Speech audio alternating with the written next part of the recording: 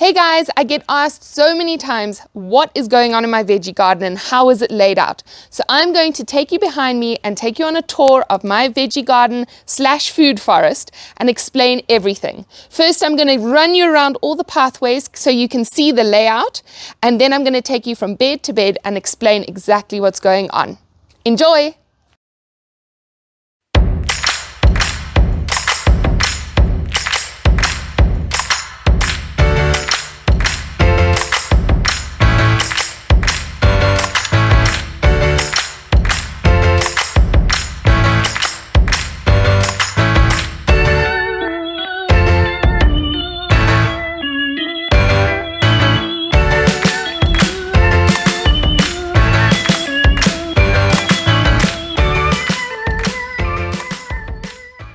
Hey, so you've had a little view of my garden so far, and I thought I would show you bit by bit what I've done in my veggie garden and explain how it started and where it's got to so far. These blue shade cloths are in place just because the temperatures have dropped quite a lot lately and our area does get frost. So I'm trying to protect some of the trees that we've got that get affected by frost. So my tree tomatoes, and there's a pawpaw tree over here that you probably can't see. Yeah, I've got a lot of tree tomatoes in this area. So we've put the shade cloth just to try and protect them a bit. And I'm actually not sure if it's going to work, but we're trying. My veggie garden started off more as a food forest. When we bought this property, this is the area that I eyed out as a food forest. It's been part of my dream forever to have a food forest. However, I didn't really take into account how long a food forest takes to be established. So I did plant a whole lot of fruit trees, of various kinds. There's lemon trees, there's peach, there's plum, there's tree tomato, there's pawpaw, there's apple, there's guava. And I just kind of spaced them out in a strategic way that I thought was strategic. But also I didn't really know what I was doing. And I'm not saying I've really messed up either. I just kind of looked online and tried to see how you structure a food forest. And then after the food forest, I tried to get mid-level shrubs and bushes in place. But that was really hard to come by in our area. These gooseberries that you'll see dotted around the garden, those were voluntary, but they actually fit a really good purpose in the food garden. And then there's the lower lying things. So I planted nasturtiums, and I've got, in the meantime, while things get established, I've actually planted veggies. What has materialized though is that the food forest is taking a long time to get established, and we don't really have another section of the garden we want to be a vegetable garden. So in the meantime, I've just planted veggies wherever I can, and it's going quite well actually.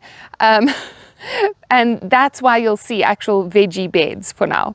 When the fruit trees get bigger and they cast more shade, then things will change. And then I'll adapt and I'll find another section, or I'll see how I can work it in into the whole garden design. But for now, this is how it's working. In this section, you'll see that I've taken a slightly more linear approach to planting. It's a bit of a mishmash at the moment, just because we've done a lot of harvesting, and so this area is getting a bit old. But you'll see here a line of spring onions over here. There was rape over there and a few other leafy greens. I've got red onions ready to come out. Over here, I've got peas, and over here, I've got peas. And in between, we've got lettuce and onions and cauliflower and broccoli. So they're all interplanted, but in a more linear fashion rather than dotted around each other. And in the back there, you'll see that I've got what looks like a big mess, but actually that is a whole lot of foraging seeds and nutritious plants that I planted to reap the seeds from, so that next season, after winter, going into spring, I can sow them when the rains are coming, and then I'll get a much bigger patch of seed that is also used for fodder. So in the long run, I'd love to have big sections of animal fodder that I can use to feed my chickens, perhaps the pigs. I'll just do some research and see what can actually feed them. But that's just a bit of an experimental patch over here of planting a whole lot of animal fodder, and I'm going to reap the seeds from it.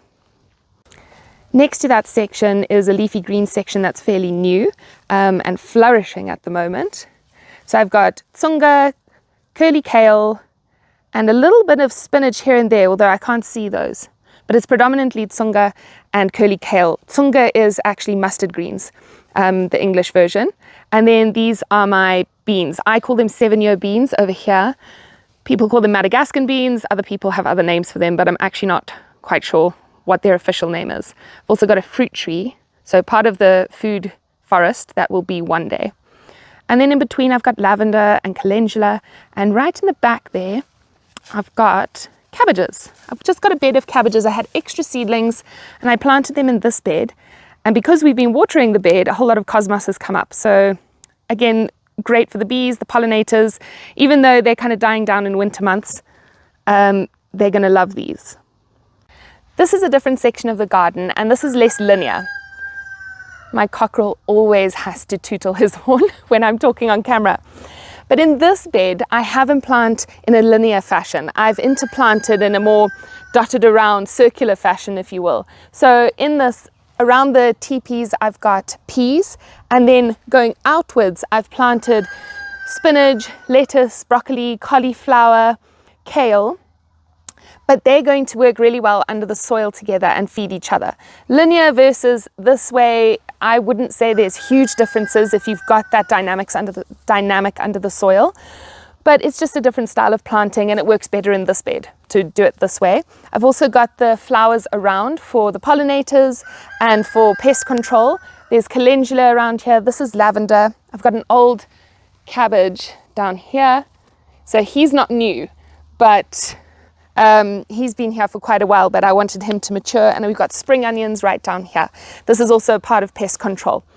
This is one of my more mature beds where I've fed it for a lot longer than other beds, and so I usually get better yields from it. Right next door to the bed I've just shown you is this bed, which looks so different. The nasturtiums have completely taken over this section, and I don't have the heart to rip them up because they're so beautiful, and my kids and I come out and eat the leaves and the flowers regularly. My cockerel is still going. Under these nasturtiums are actually seedlings that never made the light of day because of the nasturtiums taking over. But anyway, we've got calendula here too, and I'm going to be cutting a lot of these flowers to dry them and then to steep them in hemp seed oil to make a lot of my body products that I make. In the back you'll see some peas along that fence line, and on the other side there's still broccoli, lettuce, and a few other leafy greens growing. And right in the back there, you'll see another lot of those 7-year beans, or that's what I call them. My garden's made up by a whole lot of randomly shaped beds. I didn't want straight lines, although sometimes when I'm feeling a little more in an organized frame of mind, I'd love straight lines. And then on another creative day, I don't mind that, and I quite like the creativity that was put into this garden. All of the beds are kind of cordoned off by these tree trunks that were pine trees in this very section when we moved in, and we did a whole lot of cutting of the trees. They dropped, we cut them up into smaller pieces, and that's how I crafted all the beds of this garden. One day I'm hoping that I have mulched and composted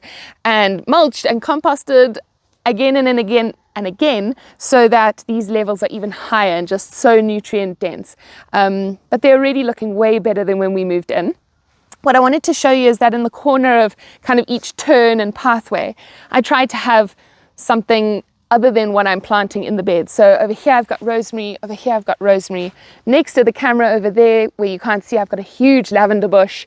And I just plant random interesting things, the things that I don't need 100 of, but I come to these rosemary bushes several times a week when I'm cooking. And yeah, they also help with their little flowers and pollinators and pest control. And they also diversify what's in the soil. Beyond over here are pepinos. A lot of people in this country actually have never heard of pepinos. I hadn't until someone in a veggie market said, try them, take it home and let it ripen. And it tastes a bit like a spun-speck melon crossed with a cucumber. They're really sweet and they're lovely, and they grow prolifically. They do need water and they are very seasonal, but you put them down. I'm probably going to cut these back sometime further into winter. I just need to do a bit of research.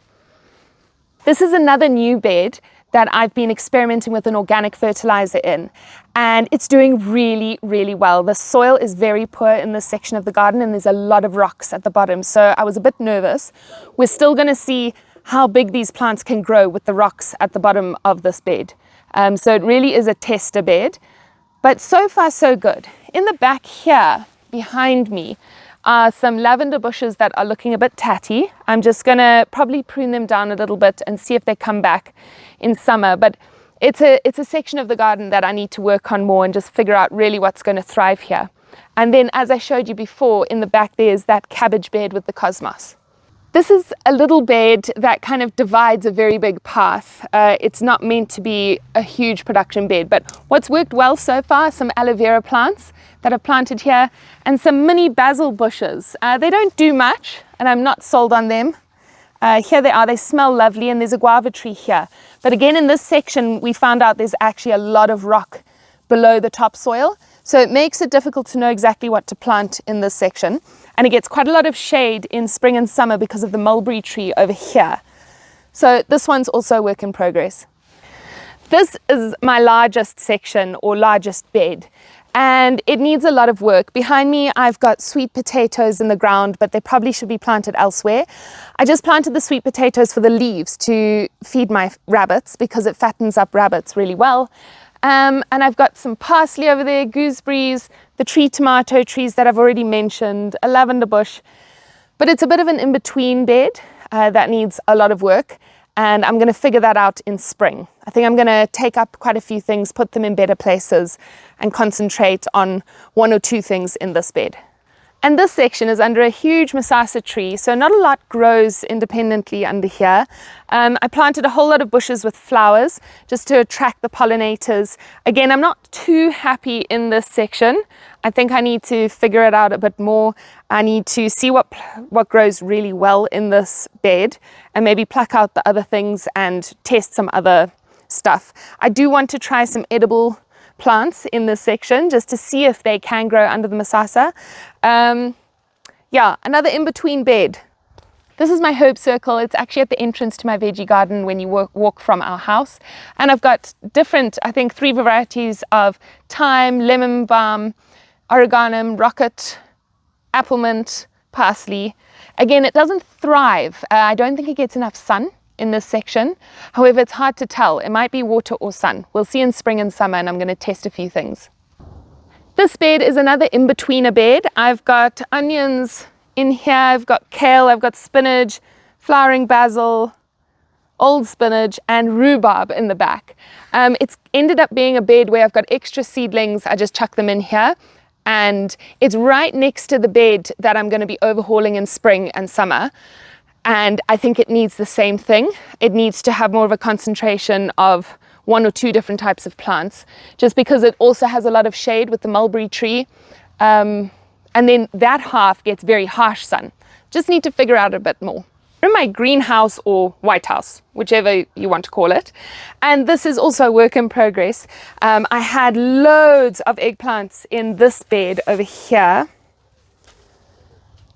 over summer, but those have all finished. I ripped them out, and my aunt gave me cucamelons. So I've planted them in here and I'm watering them every day, and I'm going to see if they can come up. And we can have cucamelons in here because they do not like to have varied weather. They like to have a very consistent climate, and this is the place for that. And then over here on the other side, I've put bricks down, and it's kind of my propagation station. If I've taken cuttings from various plants, putting them in old yogurt cups and old pots and bags, and they kind of settle in here, grow their roots, get strong, and then I take them out to the garden. I've got a lot of, you can't see them, hey, I've got a lot of lavender bushes over here. They have grown beautifully and they're propagated. I didn't buy those, I grew them, and those are going to go into the garden as soon as spring comes. I've got succulents. These, my mom and dad brought me 1 or 2 of these, and they didn't do too well in my house. But I saved all of those succulent leaves and I lay them on that tray of soil and kept watering them, and look how they've grown. So it's always exciting to come in here and see what's grown roots, what's giving off a flower or new leaves, and then I know the propagation has worked.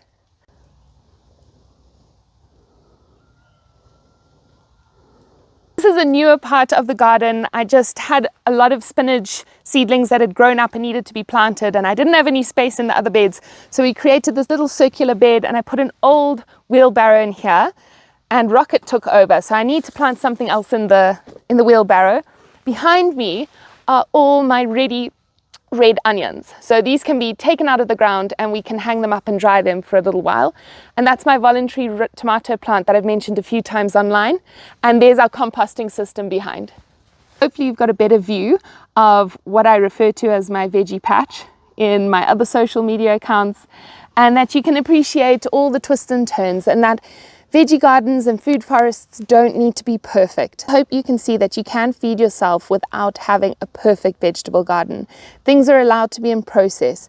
You're allowed to make mistakes. You're allowed to figure things out, do it better next season. And that's certainly what I've done my whole life, really, to get to this point. And it's still not perfect.